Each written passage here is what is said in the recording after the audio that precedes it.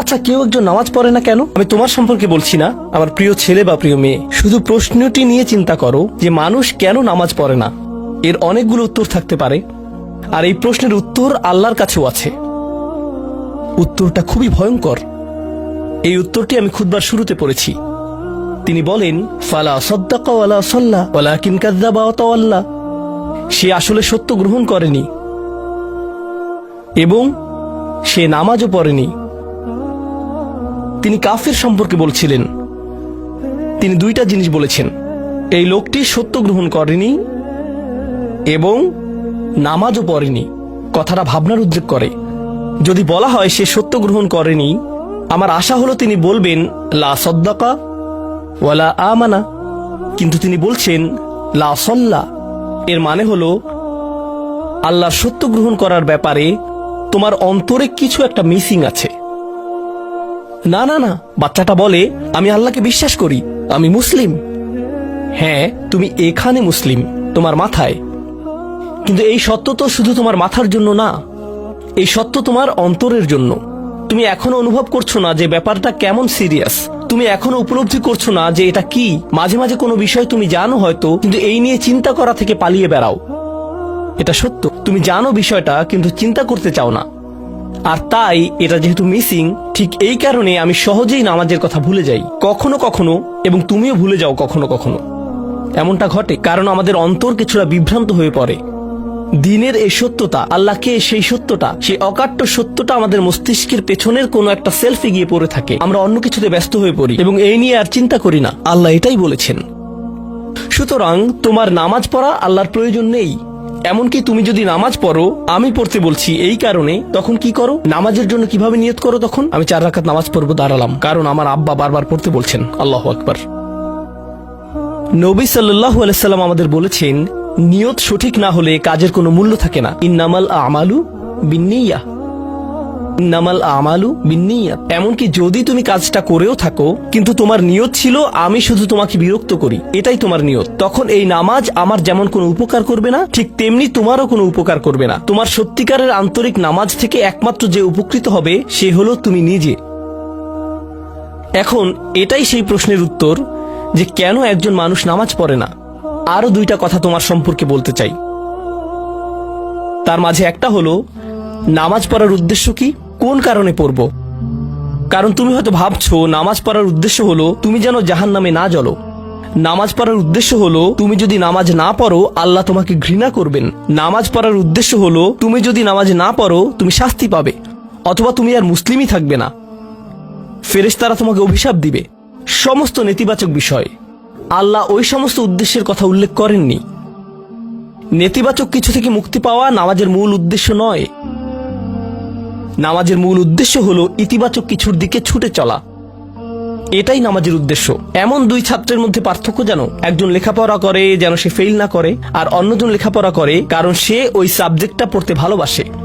একজন ছাত্র পড়ালেখা করছে পজিটিভ কিছুর জন্য, আর অন্যজন পড়ালেখা করছে কারণ সে এমন কিছু থেকে বাঁচতে চাচ্ছে যা নেগেটিভ। একজন কর্মচারী তার চাকরিটাকে দারুণ ভালোবাসে, আর অন্য একজন কর্মচারী শুধু চায় সে যেন চাকরিটা না হারায়। তারা একই চাকরি করছে, একেবারে অভিন্ন চাকরি, কিন্তু একজন চাকরিটা করতে পেরে কি যে খুশি, কত যে আনন্দ তার, আর অন্যজন খুবই হতাশ, সবসময় মনমরা ভাব। কেন? কারণ তাদের একজন এটা করছে ক্ষতিকর কিছু থেকে মুক্তি পাওয়ার জন্য, আর অপরজন এটা করছে উপকারী কিছুর দিকে ছুটে চলার জন্য। আল্লাহ কোরআনে যখন আমাকে নামাজ সম্পর্কে বলেছেন যে কেন আমাদের নামাজ পড়া দরকার, তিনি মুসা আলাইহিস সালামকে এই উত্তরটা বলে দিয়েছেন। যখন তিনি তার সাথে সাক্ষাৎ করেছিলেন তিনি বলেছেন, আকিমিস সলাতা লিযিকরি, আর আমাকে স্মরণ করার উদ্দেশ্যে নামাজ কায়েম করো। তোমার নামাজ ঠিক রাখো যেন তুমি তোমার রবকে স্মরণ করতে পারো। আমি তোমাকে ইতিমধ্যে বলেছি যে তোমার আমার সম্পর্কটা খুবই সীমিত, কিন্তু তোমার সাথে আল্লাহর সম্পর্কটা অনেক আগে থেকে শুরু হয়েছিল, আর তার সাথে তোমার এই সম্পর্কটা অনন্তকাল ধরে বলবৎ থাকবে। তাই সেই সম্পর্কটির কথা স্মরণে আনা আবশ্যক, কারণ ভালো যত কিছু তোমার কাছে আসে তা আসে ওই সম্পর্কটা থেকেই। সামান্য কিছু ভালো জিনিস তোমার বাবার কাছ থেকে আসে, কিছু কিছু ভালো জিনিস, কিন্তু সকল ভালো জিনিস যা তোমার কাছে আসে তা আসে একমাত্র ওই সম্পর্কটির কারণে। যদি তুমি চাও সকল উপকারী জিনিস তোমার জীবনে অবস্থান করুক, তখন তোমাকে অবশ্যই তার কথা স্মরণ করতে হবে, যার নিকট থেকে সকল কল্যাণের আগমন ঘটে, যার নিকট থেকে সকল নিয়ামতের আগমন ঘটে, সকল রিজিকের আগমন ঘটে, সকল হেদায়েতের আগমন ঘটে। আর তাই আল্লাহ বলছেন, সর্বোত্তম যে উপায়ে তুমি এটা করবে তা হলো নামাজের মাধ্যমে তুমি আমাকে স্মরণ করবে। এজন্যই তোমার নামাজ পড়া দরকার। আচ্ছা, পরিশেষে এজন্যই তোমার এটা করা উচিত।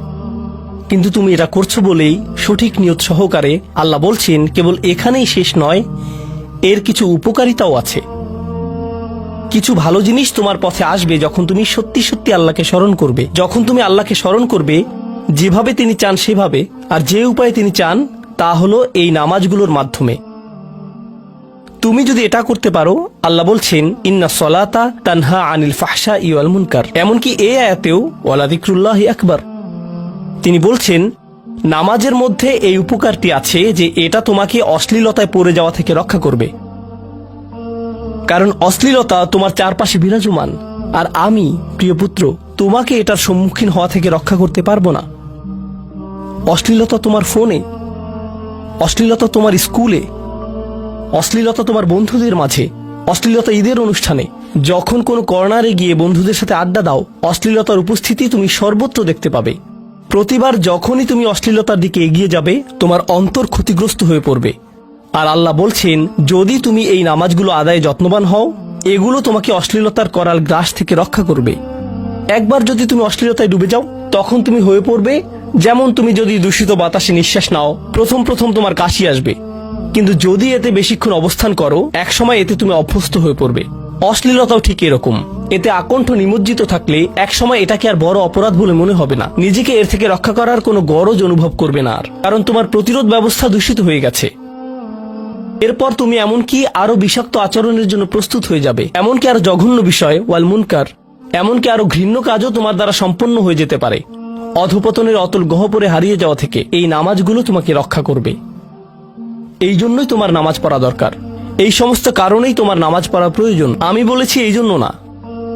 এই সমগ্র ভ্রমণের শেষে সিদ্ধান্তটা সম্পূর্ণরূপে তোমার।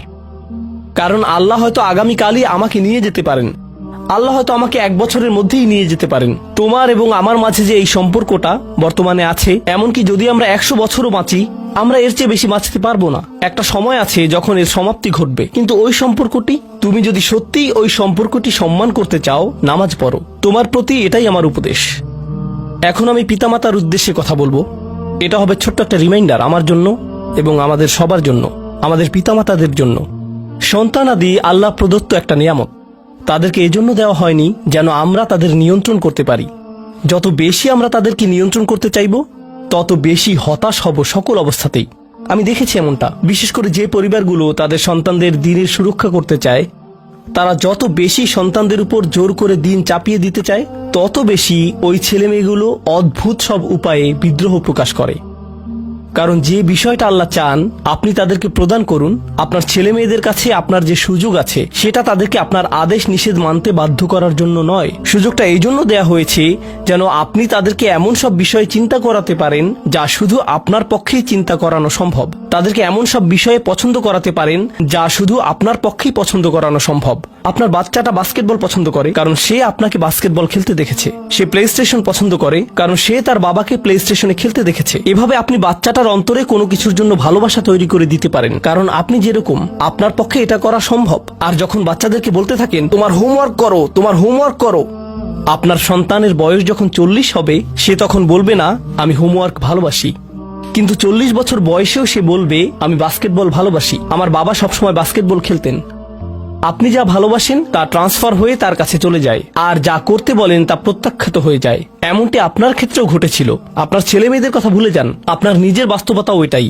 আপনার বাবার কিছু কিছু জিনিস যে আপনি এখনো পছন্দ করেন তা ভালোবাসার মাধ্যমে আপনার নিকট ট্রান্সফার হয়েছিল, আর আপনার বাবার ওই ব্যাপারগুলো আপনি অপছন্দ করতেন যা তিনি জোর করে আপনাকে গেলাতে চেয়েছিলেন। এখানে উপবিষ্ট প্রত্যেকের বাস্তবতা এটাই, শুধু সেগুলোই গ্রহণ করেছি যেগুলো ভালোবাসার মাধ্যমে হস্তান্তরিত হয়েছিল। ঠিক এই ইশারাটাই আমাদের পিতামাতাদেরকে দেয়া হয়েছে সূরাতুল ইসরার এই আয়াতে। রব্বির হামহুমা কামা রব্বায়ানি সগীরা। রব্বায়ানি মানে যখন তারবিয়া ব্যবহার করা হয় একটি চারা গাছ বড় করার জন্য, আপনাকে চারা গাছটির যত্ন নিতে হবে, এর সযত্নে প্রতিপালন করতে হবে। গাছটির প্রতি চিৎকার চেঁচামেচি করলে তো হবে না, তাড়াতাড়ি বড় হও, তাড়াতাড়ি লম্বা হও। আপনার একে সময় প্রদান করতে হবে। অনেক সময় পোকামাকড় এসে এর পাতাগুলো খেয়ে ফেলতে চাইবে, আপনাকে তখন পোকামাকড় সরিয়ে দিতে হবে। কখনো কখনো একটু কঠোর আচরণ করতে হবে, শুধু অতটুকুই যেন পোকামাকড়গুলো দূর হয়ে যায়। এরপর আবারও এতে পানি দিতে হবে। আমাদের বাচ্চাদের সাথে আমাদের উদাহরণটা ঠিক এমনই। ঠিক এ কারণেই আমরা আমাদের মাতা পিতার জন্য এই দোয়াটা করি। আমি দোয়া করছি আল্লাহ যেন আমাদের সন্তানদেরকে হেদায়েত দান করেন, যা শুধু তার পক্ষেই দেয়া সম্ভব। দোয়া করছি আল্লাহ তাদের অন্তরে ইস্তিকামা প্রদান করুন, যেন তারা তাদের জীবনে সঠিক সিদ্ধান্ত নিতে পারে। আরো দোয়া করছি আল্লাহ তাদেরকে ইব্রাহিম আলাইহিস সালামের দোয়ার মতো করুন, যা তিনি আমাদের সবার জন্য করেছিলেন। রব্বি জাআলনি মুকিমাস সলাতি ওয়া মিন যুররিয়াতি। হে আমার রব, আমাকে সালাত কায়েমকারী বানান এবং আমার বংশধরদের মধ্য থেকেও। আল্লাহ তাআলা এখানে উপস্থিত পিতামাতাদেরকে, আমাকে সহ সবাইকে এমন দৃষ্টান্তে পরিণত করুন যে আল্লাহকে ভালোবাসে এবং যে নামাজকে ভালোবাসে, যেন আমাদের ছেলেমেয়েরা নামাজের প্রেমে পড়ে যায় আমরা যেভাবে নামাজকে ভালোবাসি তা দেখে। বারাকাল্লাহু লি ওয়া লাকুম ফিল কুরআনিল হাকিম ওয়া নাফা'নি ওয়া ইয়্যাকুম বিল আয়াতি ওয়াজ যিকরিল হাকিম।